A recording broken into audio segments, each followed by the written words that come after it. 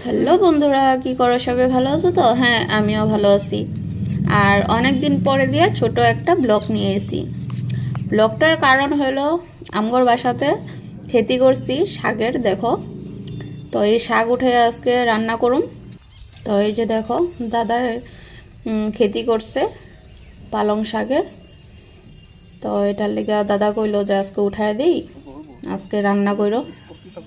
তো এই যে প্রথম উঠাইতেছে, দেখো দাদার কষ্টর ফল। ফল না, সবজি। এই যে দেখো, দেখো নিজের খেতি করা যে কোনো বস্তু, ছোট হোক আর বড় হোক, খাওয়ার মজাটাই আলাদা। তো এই যে দেখো উঠাইতেছে, আর কি খুশি আমারে কয়ে কয়ে উঠাইতেছে। দেখো নিজের কষ্টের শাক, দেখো। তো এই যে দেখো অনেক সুন্দর হয়েছে। আরও এদিকে আছে লাই শাক, এদিকে পালং শাক। তো আজকে পালং শাকটা উঠাইলো, পালক পনির খাইব। তো পনির আনছে। তো এই যে শাক উঠাইতেছে, ওইটা দিয়ে আজকে বানাবো। এই যে দেখো উঠানি হয়ে গেল। আর এদিকে মিষ্টি কুমড়াও খেতে আছে।